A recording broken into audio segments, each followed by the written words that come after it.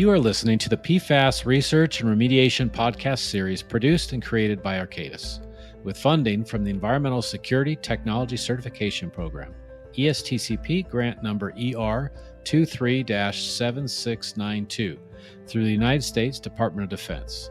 All opinions, interpretations, and conclusions expressed belong to the hosts and guests and do not represent the views or policies of the Department of Defense. In our second season, we interview a broad panel of experts who have each contributed to the growing knowledge base around remediating this emerging chemical of concern. Well, Michelle, so good to see you. Great to see you too, Thank you for joining. My pleasure. So today we'll be talking about our project together, Sonolysis-Based In-Situ PFAS Destruction within an HRX well, which is ESTCP project ER 21-5045. Yes. And a key part of that project is right there in the title, Sonolysis. So Michelle, maybe you could kick us off with a little bit of a primer on sonolysis. What is it and how does it relate to PFAS destruction? Sure. So ultrasound waves at specific frequencies, when they are put into water systems, will form cavities. And these cavities, they look like bubbles, but they're actually voids. And just like bubbles, though, once they reach a certain size, they're no longer stable and they will collapse. And the contaminants that are associated with the surface of the cavities or the bubbles will kind of get ripped apart. And the other thing that happens is you have some breakdown of water and other things that are present, like organic matter and other things that might be present in the system. And you get some highly reactive free radicals. It's likely that you get aqueous electrons. And so you create this suite of mechanisms that are all valid ways to break down PFAS. What's interesting is that because PFAS are surface active, sonolysis actually works better for PFAS than it might for other contaminants that are less surface active. So PFAS will like to line up right on the surface of those cavities. So you create this interesting suite of reaction mechanisms and it will translate to PFAS destruction all the way through to fluoride. That's super exciting. And sonolysis has been around for a while. So are there any unique considerations when adapting it to PFAS treatment or typical matrices that PFAS exist in? Yeah, so I think that when trying to work with sonolysis in large-scale systems, I think it's really difficult to do. Sound waves, you can't see them, so you can't really see what you're engineering. You can model it, you can estimate it, but it's really easy to be just off a little bit and to get cancellation of your waves and unpredictable outcomes. So scale up of sonolysis is difficult, but operating at a small scale is really easy. It's done all the time with dip tanks for cleaning parts, for example. And then the other thing is that sonolysis is relatively slow compared to some of the other reaction transformation processes for PFAS. And so you're not going to be able to treat hundreds of gallons per minute or anything like that. But we're working in groundwater systems, and I'm sure we'll get to that more in the conversation, where things aren't moving very fast and the goal isn't to treat large volumes of water in short periods of time. And so you can adapt the technologies to fit the set and setting. And so sonolysis works particularly well in the set and setting that we're going to be addressing.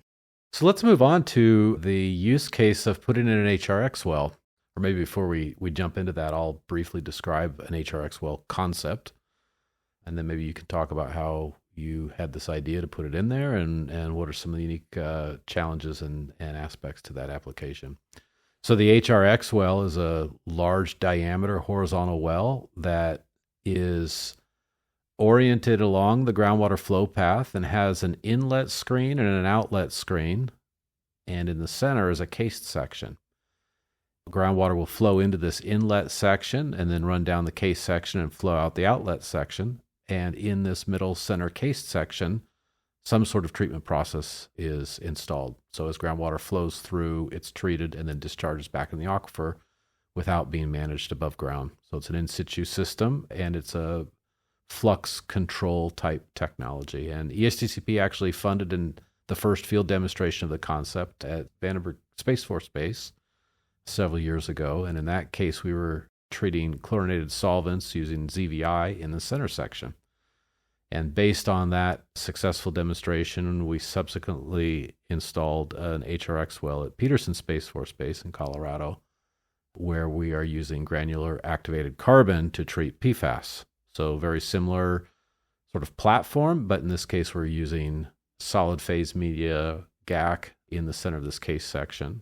You know, we were having a great time working with you and your colleagues at Arcadis on the Vandenberg demonstration project and doing some pilot testing in our labs at Clarkson. And right around that same time that we were doing all that work, all of our remediation community really started to talk about PFAS and different ways to address PFAS. And what we kept saying is, oh, too bad there's not a reactive media that's viable for PFAS destruction.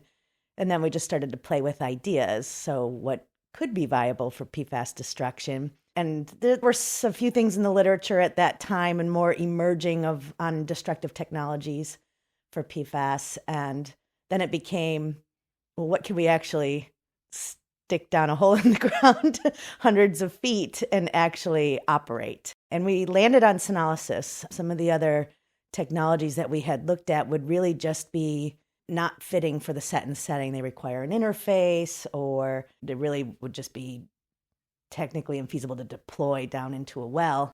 Where Sonolysis, really you have a generator and you have a transducer, and then you have a long cable between them that communicates, that drives the transducer to emit the sound waves into the water. And so we thought, hey, we could probably do that.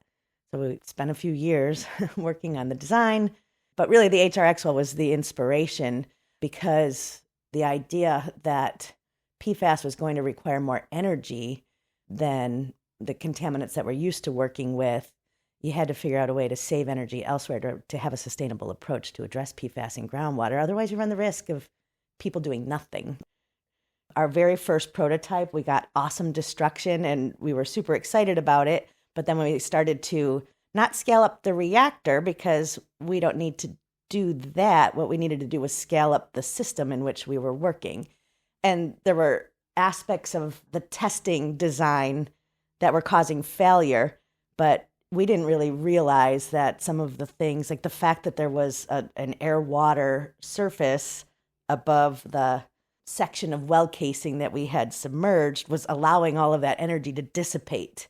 And it was just not something that we had thought of. That's the kind of system we're used to working in. So we had to do a lot of adaptation, not of the technology, but of how we were testing it and deploying it. And so once we realized that, we got right back to work and started to get really good testing results again when we reframed how we were testing it in a much more field-like setting. And then ultimately and you know, as you know, our collaboration with the Army Corps down in Vicksburg, we went down there and they helped us set up a flow-through system where we were able to treat PFAS in a horizontal well-like setting at the pilot scale. Frankly, you did a great job putting a team together, because we also had the drillers involved that knew how they would be able to deploy this thing. And so they advised on putting a handle on it that their tools could grab onto to deploy. The other major thing that our friends at ERDIC helped with is cooling. Yeah. So the electronics are all within a housing, within a cylinder that gets inserted into a well. So they're kind of contained. And if it heats up too much inside that container, then the electronics shut down. And so we were only able to run 30 minutes on, 30 minutes off to be able to kind of keep the heat from building up too much and shutting down automatically. And they helped us design a cooling system that allowed us to run 24/7. And that really, I think, was a game changer for the technology as well. Yeah. And they did it in a way that was just super practical and easy to integrate into the plans for deployment. Yeah, once we crossed that, felt really comfortable recommending to move into the field. That's we felt like we had a practical solution that was going to keep the system operating and give us a reasonable shot at achieving performance objectives and was implementable in the field. Right. So we went to the field and installed it. Any comments on the installation experience? Again, sort of lessons learned, or how you would do it differently or the same next time? You know, I think there's some things you only learn by doing. Yeah. And so from the installation standpoint, I think we really had to learn as we were doing. You can only plan so much, and then you have to kind of see how it's going to go. So, in hindsight, a couple of things, we're still working with that first prototype. We're now in the process of developing the second prototype that'll be even more rugged and won't require assembly in the field. So exposed electronics out in the field when, Right. we ranged from 80 degrees one week down to snow and 20 degrees the next week. Yeah, And, right. So it helped with ideas on how to further ruggedize it. We learned there's a long cable that has to go all the way down into the ground, what was over 200 feet at Peterson, and managing that as the drillers are pushing that through. They developed a design tool to help manage that long length of cable and the sampling tubes that had to come up to the surface. But it took a couple tries to get that right. So it went into the HRX well in late fall of 23. Mm-hmm. And how did it go? Yeah. So, it's not working as we had hoped. And I think the water's probably moving through there a lot faster than what our design flow rate was to actually really see destruction. Yeah. It could be something really that simple. We're also looking at that power cable that I mentioned that's 300 feet long, connecting the generator and the transducer. They're rethinking the best way to connect the generator to the transducer. There's length specificity to assure you're not dropping too much power over that length of cable. So we're working with Sonolysis experts and power engineers together to help kind of redesign that. We're continuing to work on version 2 of the prototype, again, making it sort of more rugged, really making sure they're ready to be daisy chained together so you can have multiple reactors and control. When you think about reaction rates, you think about retention times, and the control for that is really how many reactors or that length of your treatment zone. Yeah. I think that's actually a really exciting feature of the technology because these reactors are relatively cheap and they're not very large. Many HRX well designs could accommodate several of them. Mm-hmm. And of course, you can treatment train Sonolysis with other technologies as well. So there's an opportunity to have GAC on the backside as a polishing or as a safety mechanism, or maybe you're simply using Sonolysis to extend the life of your GAC by taking, let's say, the first order of magnitude, the first 2 orders of magnitude of concentration out of the water stream, and then you're treating the rest of it with absorptive technology. So I think there's a lot of inherent flexibility in specific designs that can tailor to specific site needs. Yeah, and I think if you can, as you suggested, drop your load going into a carbon media, you're doing a lot of work, right? So really productive work. What we see in our data is that many of the precursors are addressed quite fast relative to your target compound. So even dropping that precursor load going into absorptive media, and ideally, I know there's folks working on reactive media for PFAS, and these systems in combination, I'm sure, can continue to be optimized to get the most efficient approach. So we always talk about sustainability. People always ask, what's the energy demand? And my analogy is it's not like your high efficiency brand new kitchen refrigerator that you're running. It's more like, your 25-year-old beer fridge down in the basement. So, you're running it all the time, and it is energy demand, but it's nothing compared to a massive pump and treat operation. Right. And so, if your goal is to prevent migration of PFAS and cut off your plume and reduce the load coming out of a source area, I think it's a great, really efficient, low maintenance way to do so. So we're looking to continue to upscale the design, make sure it's really easy to deploy, very user-friendly. We're looking at other applications of Sonolysis because we really believe in that as a destructive approach. As I said before, it's not perfect in every set and setting, but there's certainly other applications that I think would be well suited for Sonolysis and this kind of the nature of this reactor, this flow-through type reactor. Well, that's great.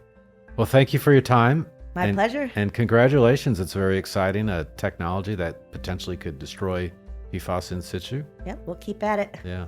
Well, any further questions or comments before we close? No, I think we're good to go. Thanks so much, Craig. Thank you, Michelle. All right. Thank you so much for listening. This podcast was funded by ESTCP and produced by Arcadis. The interview was conducted by Craig Devine, and our guest today was Dr. Michelle Crimi. If you're interested in more information on Michelle's project, please visit certup-estcp.org and search for the project number ER21-5045. If you've conducted your own research on PFAS and are interested in sharing your work, please email Teresa Gillette at teresa.gillette@arcadis.com. That's THERESA.GUILLETTE at ARCADIS.com. And please consider following the podcast through SoundCloud.